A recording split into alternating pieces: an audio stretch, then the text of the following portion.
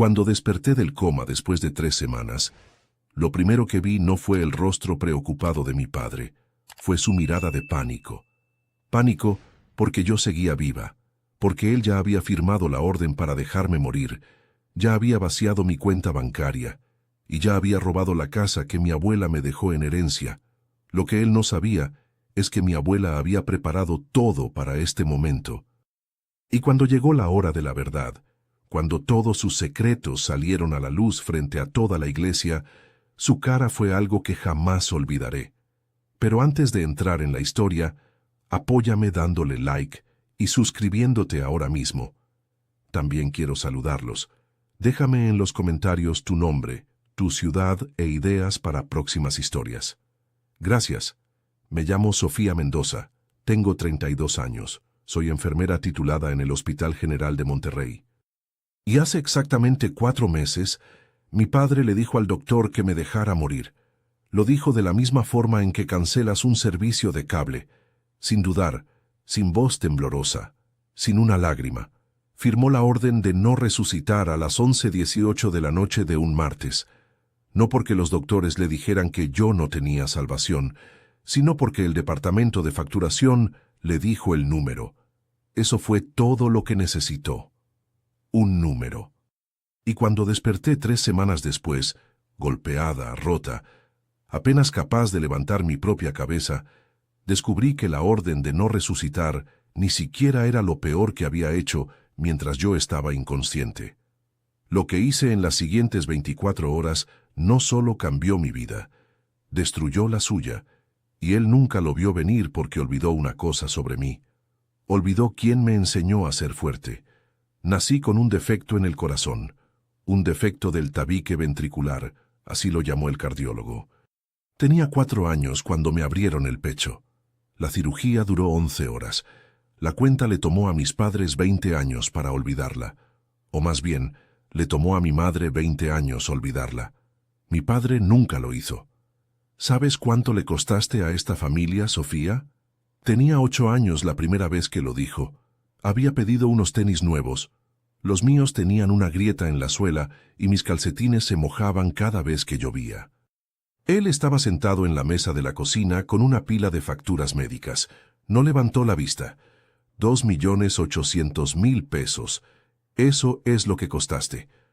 No me compraron los tenis. Para cuando cumplí 12, había dejado de pedir cualquier cosa. A los 15, cuidaba niños en 3 casas de la colonia para pagar mis propios útiles escolares. A los 18, firmé mi primer préstamo estudiantil sola, mientras mi hermana mayor, Verónica, empacaba para la universidad estatal que mis padres le pagaban completa. Nadie lo cuestionó. Verónica recibió un carro a los 16. Yo tomaba el camión. Verónica tuvo su colegiatura pagada. Yo obtuve un plan de pagos. Verónica recibía cenas de cumpleaños en restaurantes. Yo recibía pastel de caja y una tarjeta firmada solo por mi madre. Y yo acepté todo eso. Esa es la parte más difícil de explicar. No estaba enojada. Genuinamente creía que les debía. Mi padre lo había repetido tantas veces. Le costaste todo a esta familia, que la deuda se sentía tan real como la cicatriz en mi pecho. La cargaba de la misma forma en que cargaba mi credencial de enfermera todos los días, sin pensar. La única persona que nunca mencionó esa deuda fue mi abuela Catalina. Catalina Mendoza vivía sola en una casa pequeña de ladrillo en la colonia del Valle en Monterrey. 2 recámaras, un baño, un columpio en el portal que rechinaba cuando soplaba el viento. Había vivido ahí durante 41 años. Crió a mi madre ahí, enterró a mi abuelo desde ahí y mantuvo el jardín vivo a través de cada invierno desde entonces. Empecé a visitarla cada sábado cuando tenía 23 años, recién salida de la escuela de enfermería, ahogándome en deudas estudiantiles. Conducía 40 minutos en cada dirección. Le llevaba despensa, revisaba su presión arterial, me sentaba en ese columpio del portal y la escuchaba hablar de nada y de todo. Ella nunca dijo una sola vez, «Me debes algo». Decía cosas como, «Cuéntame de tu semana, mi amor. ¿Ya comiste hoy?». Y una vez, cerca del final, con sus manos temblando, Su voz apenas por encima de un susurro, dijo algo que no entendí en ese momento. Ya arreglé todo para ti, Sofía. Cuando llegue el momento, un hombre llamado Villarreal te buscará. Sonreí y apreté su mano. Pensé que estaba confundida. Se ponía así a veces. O eso creía yo. Tenía 84 años. Asumí que era la medicación hablando. Mi padre odiaba que la visitara. «Estás desperdiciando gasolina», decía. «Ni siquiera recuerda tu nombre». Eso era mentira. La abuela Catalina estaba lúcida hasta su último aliento. Recordaba todo, incluyendo cosas que mi padre deseaba que olvidara. Murió un jueves de marzo, tranquilamente mientras dormía en esa casa de ladrillo en la colonia del Valle. Mi padre organizó el funeral, pequeño, rápido. No me dejó leer una elegía. «Que sea breve», dijo en la puerta de la funeraria. «No vamos a hacer un espectáculo». Me paré en la última fila y me despedí en silencio. La abuela Catalina había dicho que Villarreal me buscaría. No sabía quién era Villarreal, todavía no. Tomaría un coma, una orden de muerte firmada, y 4 días en una cama de hospital antes de que ese nombre significara algo. 3 meses después del funeral de la abuela Catalina, conducía a casa después de un turno de 12 horas en el hospital. Eran las 4:17 de la mañana, carretera nacional, lluvia ligera. Recuerdo el reloj en mi tablero porque estaba calculando cuántas horas de sueño podía tener antes de mi próximo turno. 6, si me saltaba el desayuno. 5, si me duchaba. Nunca hice ese cálculo de nuevo. La camioneta se pasó el alto a 80 kilómetros por hora. Golpeó el lado del conductor de mi carro tan fuerte que el marco se dobló hacia adentro como papel. No recuerdo el sonido, no recuerdo el vidrio. Me dijeron que estuve consciente durante unos 90 segundos después del impacto. Lo suficiente para que el paramédico me escuchara decir mi nombre. Luego nada. Hinchazón cerebral traumática, 4 costillas rotas, hemorragia interna. El equipo de urgencias del Hospital General, mi propio hospital, el lugar donde fichaba entrada y salida 5 días a la semana, me abrieron en menos de 1 hora. Pero el sangrado no se detenía. Necesitaban una segunda cirugía, un especialista, más tiempo en el quirófano. Y alguien tenía que autorizarlo. No tenía esposo, no tenía hijos. El contacto de emergencia en mi expediente del hospital era el mismo nombre que había estado ahí desde que tenía 18 años. Porque mi padre había insistido en ello. Héctor Mendoza, familiar más cercano. Lo llamaron a las 10:30 de esa noche. Llegó a las 10:47. Sé la hora exacta porque la recepción lo registró. No fue primero a mi habitación. No le preguntó a la enfermera cómo estaba. No preguntó si tenía dolor o si tenía miedo o si había despertado aunque sea una vez. Caminó directo al departamento de facturación e hizo una pregunta. ¿Cuánto va a costar esto? Lo que pasó después lo supe por una mujer llamada Patricia Ruiz. Todos en el Hospital General la llamaban Patty. Era nuestra enfermera jefe. 28 años en el piso, una voz como grava y una memoria que no olvidaba nada. Patty estaba en la estación de enfermeras cuando mi padre salió de facturación y encontró al doctor Ricardo Salinas, el cirujano que manejaba mi caso. Ella escuchó cada palabra. «La segunda cirugía», dijo mi padre. «¿Cuál es el estimado?» El doctor Salinas le dijo. «Entre 180 y 240,000 pesos, dependiendo de las complicaciones. El seguro cubriría parte, pero habría un gasto significativo de bolsillo, especialmente porque mi padre era cofirmante en algunas de mis cuentas médicas antiguas. Había insistido en eso cuando cumplí 18. Pensé que era un acto de bondad. Era una correa. Mi padre no pestañeó. «Ella no tiene un poder de decisión médica», dijo. «Soy su padre. Yo tomo las decisiones aquí». El doctor Salinas asintió cuidadosamente. «Ese es el protocolo cuando no hay un poder registrado. El familiar más cercano decide». Y entonces mi padre lo dijo. «Déjela ir. No pagaremos por la cirugía». Patty me contó después que el doctor Salinas no respondió inmediatamente. Se quedó mirando a mi padre durante mucho tiempo. Mi padre no apartó la mirada. «Ha sido una carga financiera toda su vida», dijo mi padre. «No resuciten». Firmó el formulario de no resucitar. Su mano estaba firme, sin vacilación. Dejó la pluma. Preguntó si había algo más que necesitara firmar y caminó hacia el elevador. No visitó mi habitación.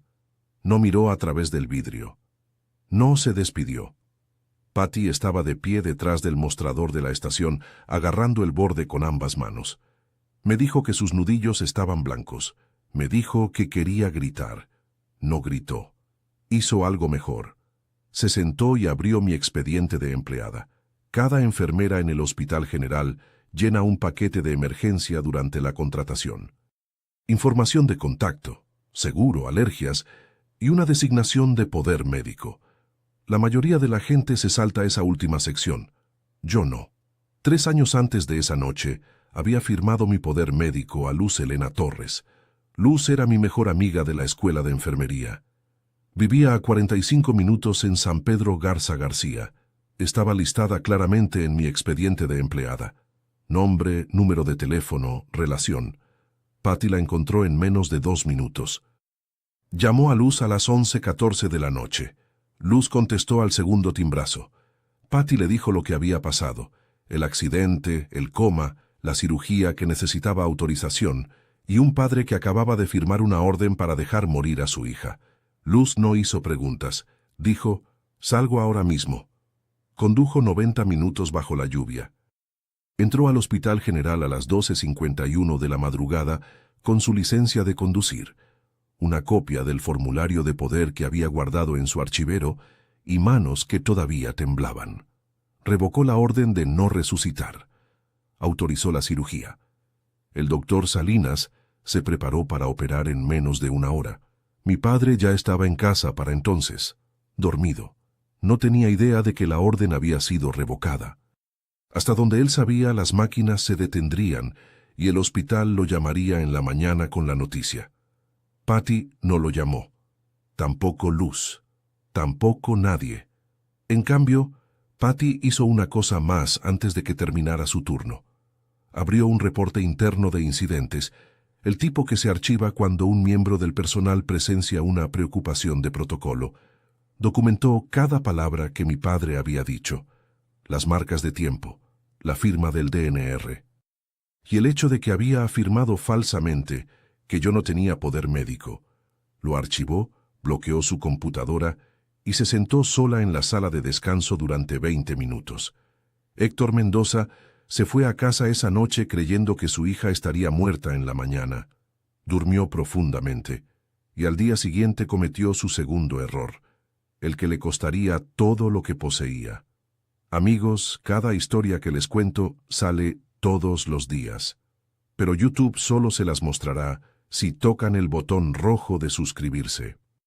Toquen suscribirse, activen la campanita y nunca se perderán una historia. Gracias. Mi padre despertó esa mañana esperando una llamada del hospital. 1 hora de muerte, tal vez un formulario que firmar. Ya había ensayado lo que le diría a la gente. Podía imaginarlo. El quiebre en su voz, la mano sobre su corazón. La perdimos. Las lesiones eran demasiado severas. Pero la llamada nunca llegó. No porque alguien le dijera que yo estaba viva. Simplemente no llegó. Y en lugar de llamar al hospital él mismo, en lugar de conducir y revisar a su hija menor, Héctor Mendoza pasó esa mañana de miércoles haciendo otra cosa completamente diferente. Fue a robar mi casa. Aquí está lo que no sabía en ese momento, lo que no sabría hasta semanas después. Mi abuela Catalina ya había transferido la casa de la Colonia del Valle a mi nombre antes de morir. La escritura fue manejada a través de su abogado personal. Estaba limpia, legal, archivada con el registro público, y mi padre no tenía idea de que existía. Lo que sí sabía era que la abuela Catalina se había ido. La casa estaba vacía, y alguien iba a reclamarla. Así que se aseguró de que ese alguien fuera él. Tenía un documento de poder notarial. Mi firma estaba en él, excepto que yo nunca lo firmé. Había calcado mi escritura de viejos formularios de consentimiento médico, los que me hizo firmar cuando apenas tenía 18 años y no sabía nada mejor.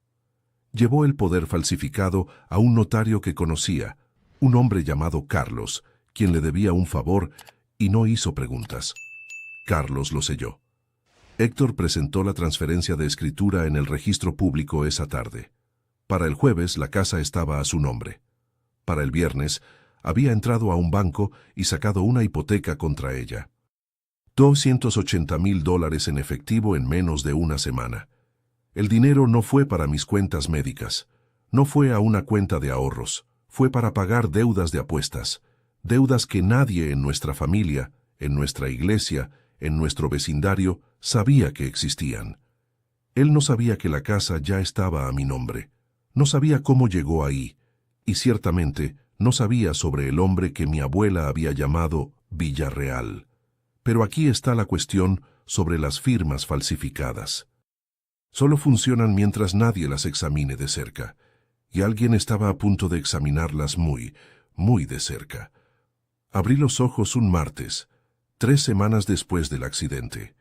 La luz era de un blanco azulado, el tipo que solo existe en los hospitales. Demasiado brillante, demasiado plana, sin calidez en ella. Conocía esa luz. Había trabajado bajo ella durante 6 años, pero nunca había estado de este lado antes. Mi garganta estaba cruda. El tubo de respiración había sido removido, pero aún podía sentir donde había estado, como un moretón dentro de mi pecho. Mis costillas dolían cuando inhalaba. Mi brazo izquierdo estaba en un yeso suave. Todo era pesado. Incluso parpadear requería esfuerzo. La primera cara que vi fue la de Patty, no la de mi padre, no la de mi hermana. Patty. Estaba de pie junto a la ventana con los brazos cruzados, mirando mis monitores. Cuando vio que mis ojos se abrieron, no jadeó ni corrió hacia mí. Jaló una silla a mi cama y se sentó. Tomó mi mano. Su agarre era firme y cálido. «Estás a salvo», dijo. «Necesito decirte algunas cosas. No ahora, cuando estés lista». Intenté hablar. Mi voz salió quebrada. Apenas un susurro. «¿Cuánto tiempo?» 3 semanas. La cirugía salió bien. Vas a estar bien. Cerré los ojos de nuevo. No porque estuviera cansada, porque estaba tratando de recordar cómo había terminado aquí. La camioneta, el alto, el sonido. La puerta se abrió. Mi padre entró a las 2:17 esa tarde. Las enfermeras lo registraron. Lo sé porque lo revisé después. Se quedó parado en la puerta por un momento. Observé su cara cuidadosamente. Había algo ahí, un destello. Medio segundo antes de que su expresión se reorganizara en algo más suave, algo practicado. He leído 1000 caras en la UCI. El miedo de perder a alguien se ve diferente del miedo de ser descubierto. Corrió a mi lado. Agarró mi mano. Las lágrimas corrieron por sus mejillas. «Ay, mi amor, estábamos tan asustados, gracias a Dios que estás bien». Lo miré. Las lágrimas, el labio tembloroso. «Hola, papá», dije. Verónica envió flores esa tarde. Un arreglo genérico de una florería en línea. Ella no vino. 2 días después podía sentarme sola. Patty esperó hasta el cambio de turno de la tarde, cuando el pasillo estaba tranquilo y la puerta podía permanecer cerrada sin que nadie preguntara por qué. Jaló la misma silla a mi cama. No se sentó de inmediato. Se quedó parada ahí por un momento, mirándome como si estuviera tratando de decidir por dónde empezar. «Solo dilo, Patty». Se sentó. «La noche de tu accidente, tu padre vino al hospital». «Lo sé. Me dijo que estuvo aquí todos los días». «No lo estuvo. Vino una vez. Esa noche. Habló con el doctor Salinas. Preguntó sobre el costo de tu cirugía». No la interrumpí. Mantuve mi mano quieta sobre la cobija. Le dijo al doctor Salinas que no tenías poder médico. Dijo que él era el único que tomaba decisiones. Y entonces firmó una orden de no resucitar. El cuarto estaba en silencio. El monitor pitaba. Conté 3 pitidos antes de hablar. Firmó un DNR. Sí. ¿Sobre mí? Sí. ¿Qué dijo exactamente? Patty me miró fijamente. «Déjela ir. No pagaremos por la cirugía. Ha sido una carga financiera toda su vida». Cerré los ojos, no porque estuviera sorprendida, porque finalmente tenía las palabras para algo que había sentido toda mi vida. La forma de una verdad que siempre había conocido, pero nunca había escuchado en voz alta. Era una línea en un presupuesto, un costo, un número en una cuenta que nunca dejaba de crecer. Abrí los ojos. ¿Cómo es que estoy viva?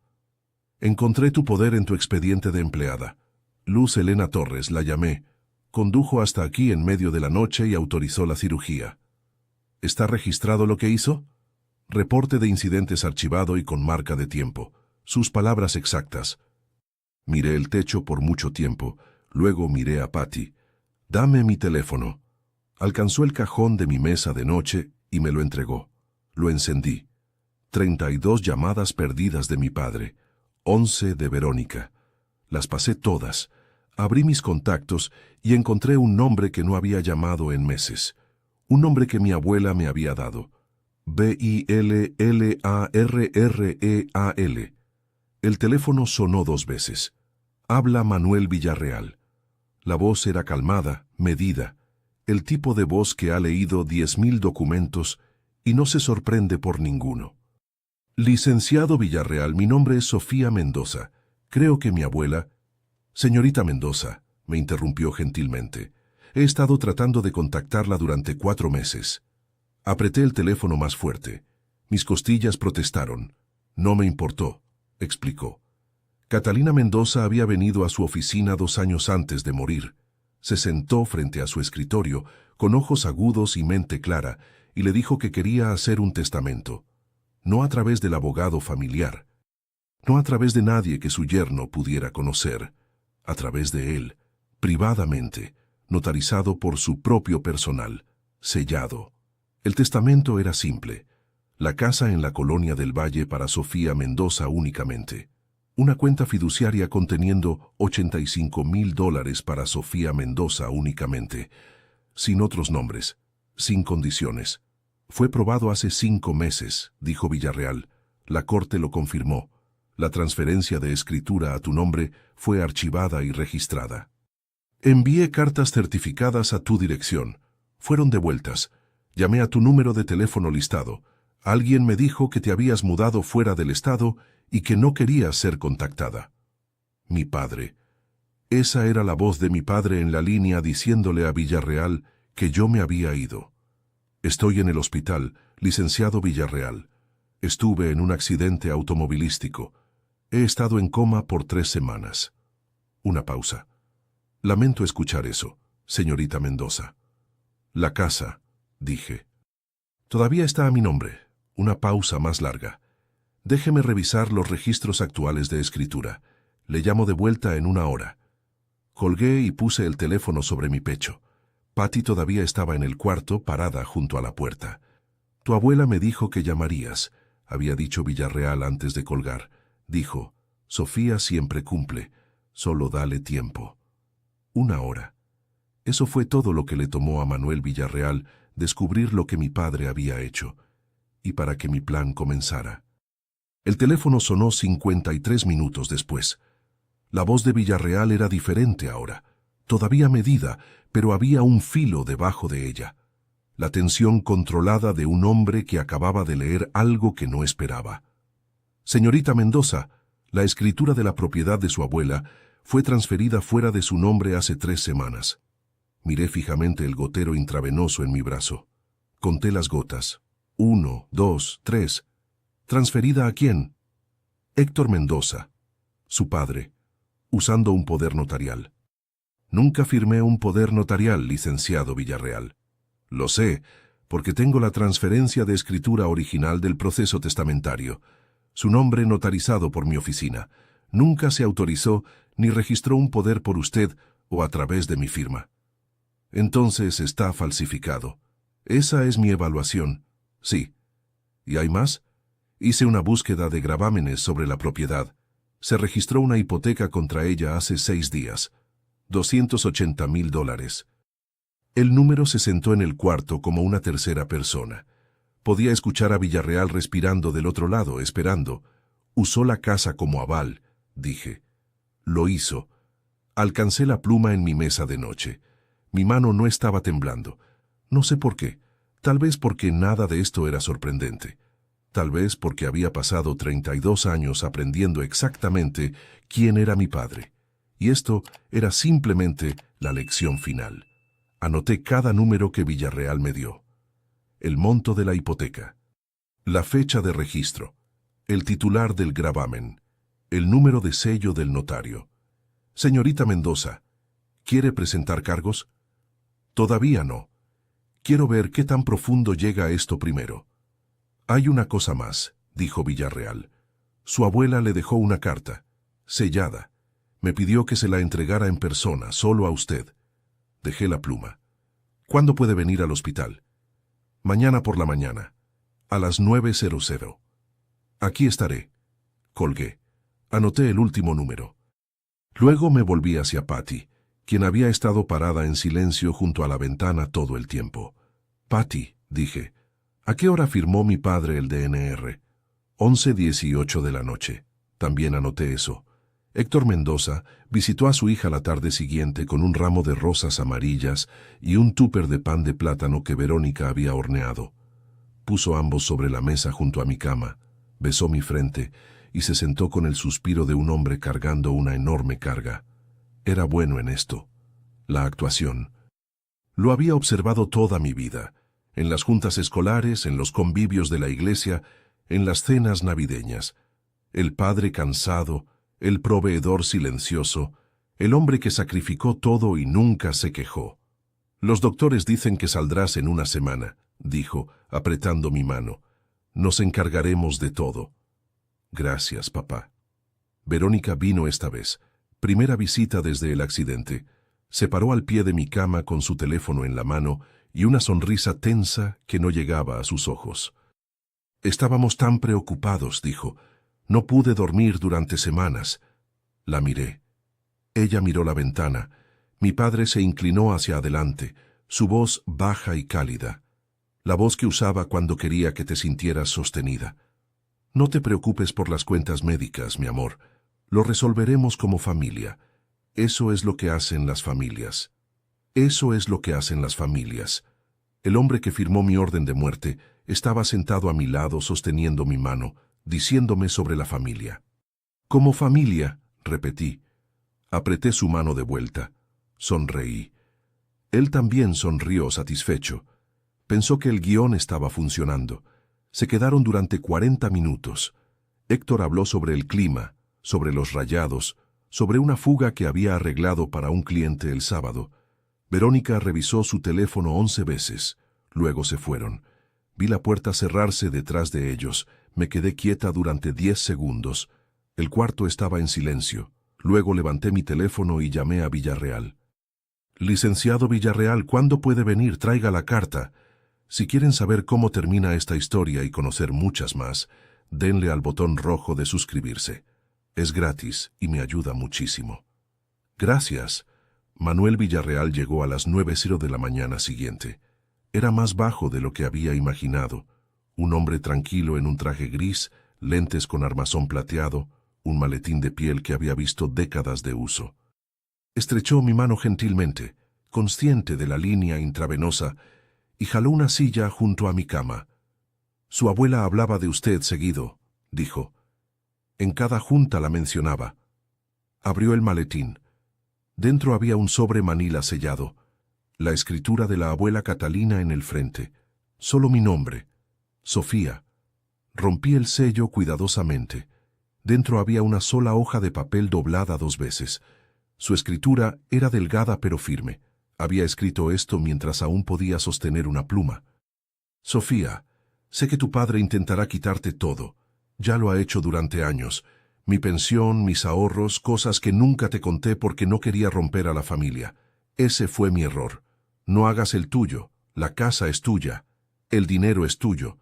El licenciado Villarreal tiene todos los papeles. No dejes que nadie te quite lo que es tuyo, ni siquiera tu padre, especialmente tu padre.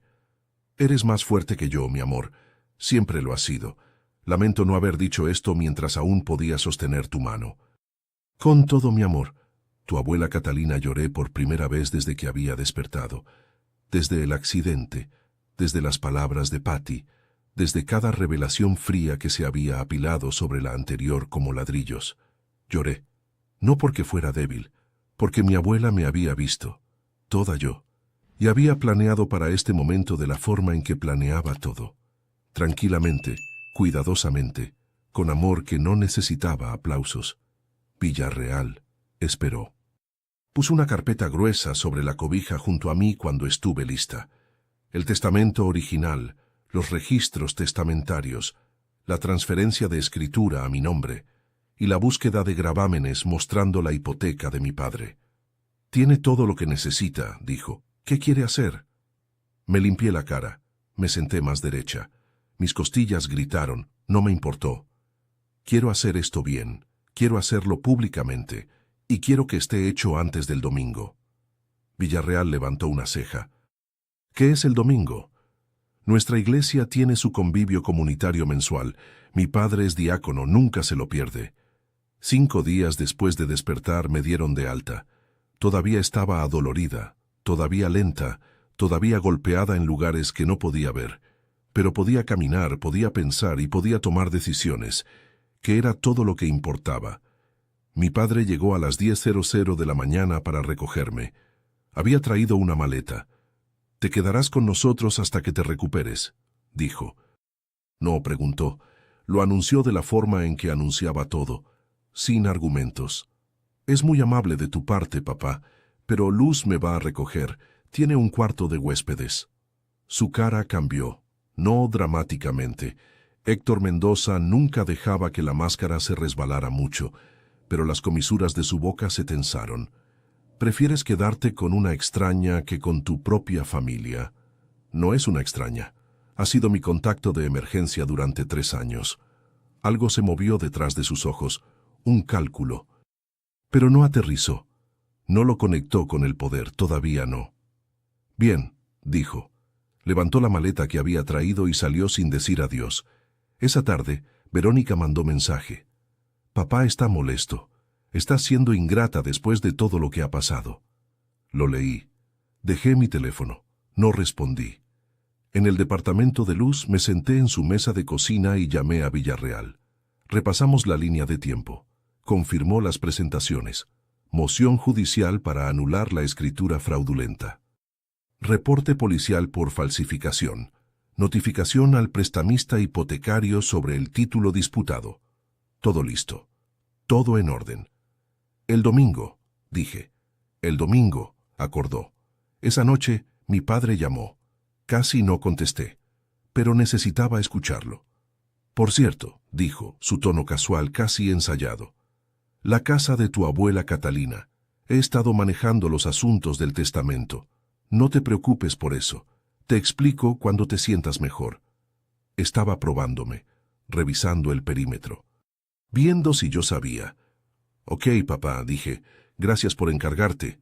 Colgué. Puse el teléfono boca abajo sobre la mesa. Luz me miraba desde la puerta de la cocina. «¿Cómo haces eso?», preguntó. «¿Cómo suenas tan calmada?»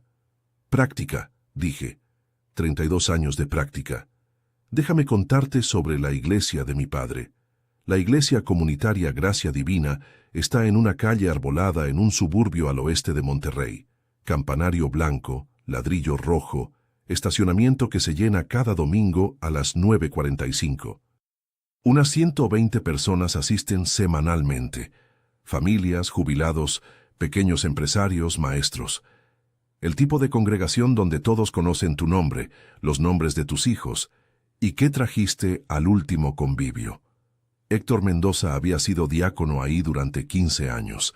Recibía en la puerta, leía las escrituras desde el atril, organizaba el desayuno de hombres, estrechaba cada mano en el cuarto después del servicio, miraba a la gente a los ojos, preguntaba por sus hijos.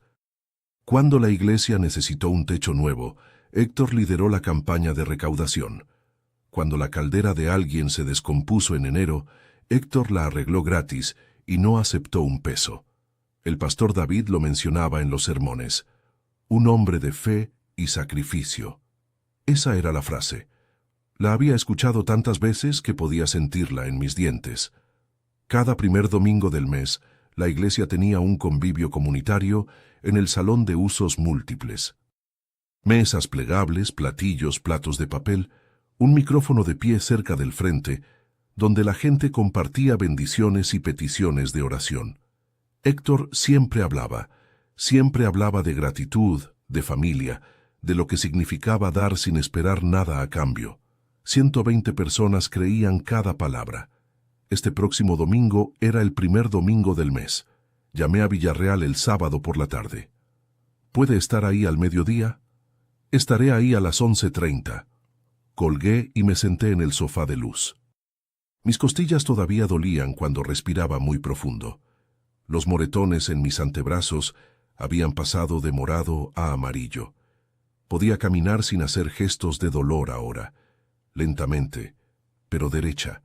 No estaba planeando una escena, estaba planeando una conversación, pero cuando 120 personas están en el cuarto, cada conversación se convierte en un escenario. Domingo por la mañana, 7:00 am. Desperté antes de la alarma. Me paré frente al espejo del baño de luz y me miré. El moretón a lo largo de mi mandíbula casi se había ido. El que estaba bajo mi ojo izquierdo se había vuelto de un verde tenue. Mi clavícula todavía dolía cuando levantaba mi brazo demasiado alto. Me veía como alguien que había sido golpeada por una camioneta. Porque lo había sido, me puse una blusa blanca abotonada y pantalones negros, simple, limpio, sin joyas, excepto los pequeños aretes de plata que la abuela Catalina me había regalado en mi cumpleaños 21. Recogí mi cabello, me lavé la cara, no me molesté con maquillaje. Levanté la carpeta manila de la mesa de la cocina. Dentro, copias del testamento de la abuela Catalina, la escritura original a mi nombre, los registros de gravámenes del condado mostrando la hipoteca de mi padre, y el reporte de incidentes redactado que Patty había proporcionado. El que tenía las palabras de mi padre impresas en tinta negra en papel membretado del hospital. Deslicé la carpeta en mi bolsa. Luz condujo. No dijimos mucho. Giró en la calle de la iglesia a las 11:20 y se estacionó cerca del fondo del lote. El campanario capturó el sol. ¿Estás segura de esto?, preguntó. Nunca he estado más segura. Apretó mi mano. Pase lo que pase ahí dentro, estaré justo afuera. Asentí. Abrí la puerta del carro. Villarreal ya estaba ahí. Lo vi cerca de la entrada. Traje gris, maletín de piel, parado junto al asta de bandera con la paciencia de un hombre que cobra por hora y no tiene ningún otro lugar donde estar. Me vio. Dio un solo asentimiento. Caminé a través de las puertas delanteras. El servicio ya estaba en marcha. Himnos, aire cálido, el olor de alfombra vieja y café. Me deslicé en la última banca y me senté. Mi padre estaba en la primera fila. Se volteó al sonido de la puerta. Me vio. Su cara se iluminó. El padre orgulloso. El diácono agradecido. El hombre de fe y sacrificio. Levantó su mano y saludó. Saludé de vuelta. Un pequeño saludo. Un saludo paciente. Verónica estaba sentada junto a él. Me miró. No saludó. El servicio terminó al mediodía. La congregación se dirigió al salón de usos múltiples. Un cuarto amplio de techo bajo con luces fluorescentes y mesas plegables arregladas en filas. Bandejas de aluminio con pasta horneada y cazuela de ejotes. Platos de papel apilados junto a una torre de servilletas. El micrófono de pie cerca del frente conectado a una bocina pequeña que zumbaba silenciosamente. Héctor ya estaba ahí arriba. Siempre lo estaba.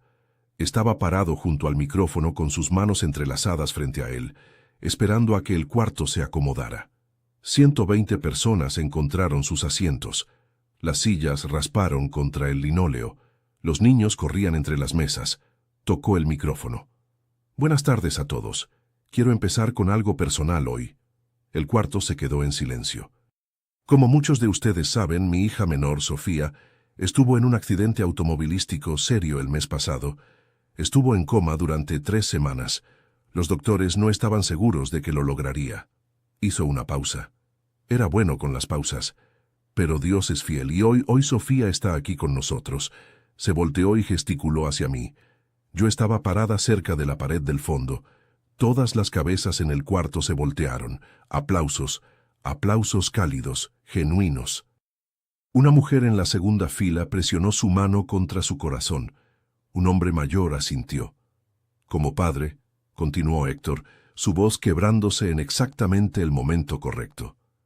No hay nada más aterrador que casi perder a tu hija. Recé cada noche, nunca dejé su lado. Sentí las palabras aterrizar en mi pecho, no como una herida, como una llave girando en una cerradura. Nunca dejé su lado. Le dijo eso a 120 personas que no tenían razón para dudarlo. La familia lo es todo, dijo. Eso es lo que siempre le he enseñado a mis hijas. Me miró, sonrió. Abrió sus brazos ligeramente, el gesto universal de un padre esperando un abrazo. Sonreí de vuelta. Caminé hacia él. El cuarto observaba con ojos suaves y expectantes. «Papá», dije lo suficientemente fuerte para que las primeras 3 filas escucharan. «¿Puedo decir algunas palabras?» No vaciló. No podía. No frente a 120 personas que acababan de escucharlo llamarme su milagro. «Por supuesto, mi amor». Me entregó el micrófono. Su sonrisa era amplia, confiada. Dio un paso al lado, manos detrás de su espalda, haciendo el papel de apoyo perfectamente. Envolví mis dedos alrededor del micrófono. Estaba tibio de su agarre. No lo miré a él, miré al cuarto. Gracias a todos por sus oraciones. Verdaderamente estoy agradecida de estar parada aquí, pero necesito corregir algo que mi padre acaba de decir. El cuarto estaba quieto. La sonrisa de Héctor se desvaneció un grado. Mi padre no rezó a mi lado. Estuvo en el hospital una vez, la noche del accidente. No vino a revisar cómo estaba. Fue al departamento de facturación primero, luego habló con mi cirujano. Podía sentir a Héctor moviéndose junto a mí. No me volteé.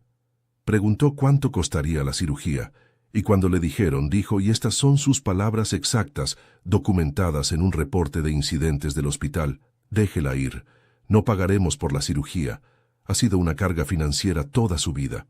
Silencio. No del tipo cómodo. Del tipo que presiona contra tus tímpanos. Luego firmó una orden de no resucitar. Alguien en medio del cuarto inhaló bruscamente. Una mujer en la primera fila se cubrió la boca. Estoy viva, porque una colega, una enfermera en ese hospital, encontró mi poder médico y llamó a mi amiga en medio de la noche. Mi amiga condujo 90 minutos bajo la lluvia para autorizar la cirugía. No mi padre, no mi hermana, una amiga. Héctor dio un paso adelante. «Sofía, detente. Tú no sabes lo que...» «No he terminado, papá. Este no es el lugar. Tú elegiste una iglesia para mentir. Yo elijo la misma iglesia para la verdad. Estás confundida. La medicación... Tengo los registros del hospital justo aquí». El cuarto no se movió. Nadie alcanzó su agua. Nadie revisó su teléfono. 120 personas estaban conteniendo la respiración. Héctor dejó de hablar. La puerta lateral del salón de usos múltiples se abrió. Manuel Villarreal entró. Traje gris, maletín de piel, sin prisa. No miró alrededor del cuarto buscando un asiento. Caminó directamente al frente, puso su maletín sobre la mesa plegable más cercana y se paró junto a mí con la autoridad tranquila de un hombre que había hecho esto 1000 veces. Mi padre lo vio. Y por primera vez en mi vida, la primera vez que puedo recordar, vi a Héctor Mendoza verse genuinamente asustado. No enojado, no ofendido, asustado. «Este es el licenciado Manuel Villarreal», dije en el micrófono. «Fue el abogado de mi abuela Catalina». Un murmullo pasó por el cuarto. El nombre de la abuela Catalina todavía significaba algo aquí. Había asistido a esta iglesia durante 30 años. Mi abuela me dejó su casa y sus ahorros en un testamento, notarizado, probado por la corte hace 5 meses. Hice una pausa para dejar que eso se asentara. Mi padre no sabía nada al respecto, porque mi abuela no confiaba en él con eso. Héctor abrió la boca. La cerró. Mientras yo estaba en coma, continué, mi padre falsificó mi firma en un poder notarial, transfirió la casa a su nombre y sacó una hipoteca de $280,000 contra ella. Escuché un jadeo. Luego un plato golpeó el piso en algún lugar cerca de las mesas del fondo. La mano de alguien se había aflojado. Un tenedor cayó sobre el linóleo. La voz de Héctor salió más fuerte ahora, tensa. «Eso es mentira. Tu abuela dejó esa casa a la familia, no solo a ti». Villarreal abrió su maletín. Levantó un solo documento, el testamento original, y lo sostuvo para que la gente en las primeras filas pudiera ver el sello notarial. «Tengo el testamento original justo aquí, señor Mendoza». Su voz era pareja, casi gentil. «Únicamente para Sofía Mendoza. Su nombre no aparece en ninguna parte de este documento». Héctor miró a Verónica. Verónica estaba mirando el piso. Bajé el micrófono por un momento y hablé directamente con mi padre, no susurrando, no gritando, solo hablando. «No estoy aquí para humillarte, papá. Estoy aquí porque intentaste dejarme morir.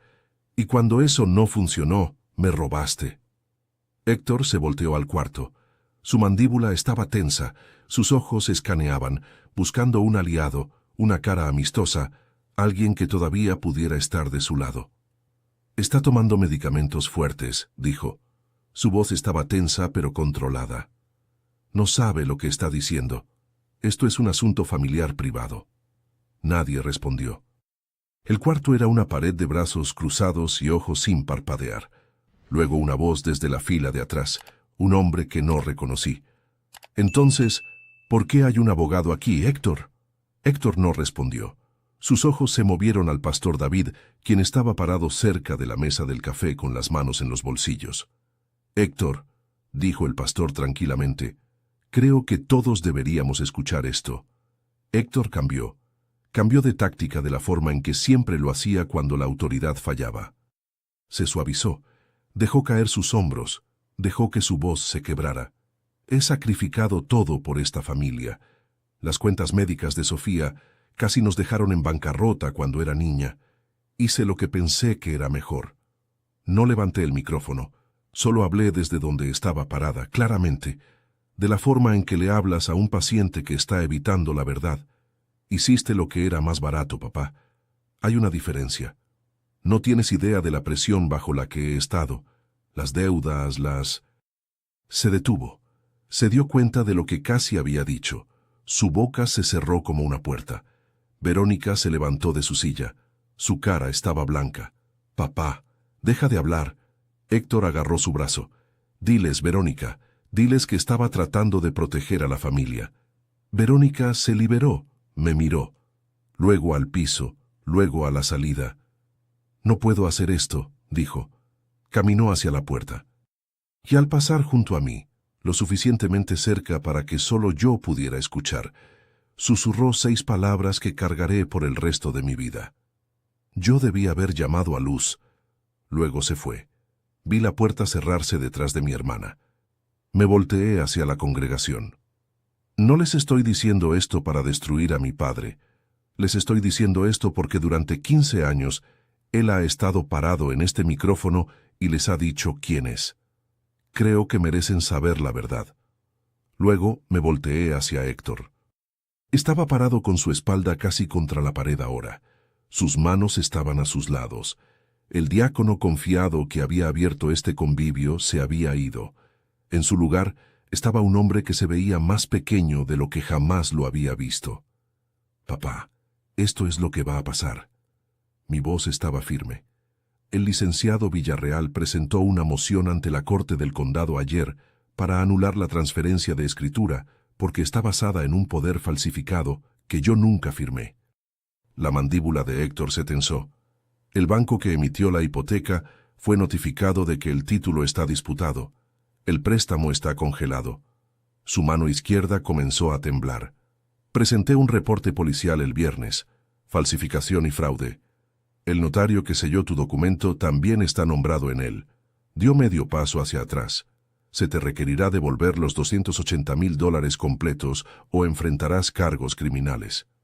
La voz de Héctor salió cruda, casi un susurro. ¿Enviarías a tu propio padre a la cárcel? Lo miré directamente, sin pestañear. Tú firmaste un papel para dejar morir a tu propia hija. El salón de usos múltiples contuvo la respiración. Un niño en algún lugar cerca del fondo le hizo una pregunta a su madre y fue callado rápidamente. No te estoy enviando a ningún lado, papá. Te estoy dando la oportunidad de hacerlo bien. Eso es más de lo que tú me diste. Villarreal cerró su maletín con un clic suave. Las presentaciones ya están en la corte, señor Mendoza. Esto no es una negociación. Héctor miró alrededor del cuarto una última vez. Lo vi hacerlo. La rotación lenta, cara por cara. Esta era gente que había conocido por años. Roberto Calderón, cuyas tuberías había arreglado cada invierno. Susana Martínez, quien le traía café después de cada sermón. Andrés Díaz, el otro diácono, quien había estado junto a él en cada recaudación de fondos durante una década. Todos le devolvieron la mirada.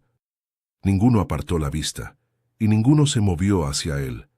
Héctor se sentó, no en una silla, en la mesa plegable más cercana. Puso su cara en sus manos. Roberto caminó hacia él. Puso una mano en el hombro de Héctor, firme, no tierna. Héctor, creo que deberías irte.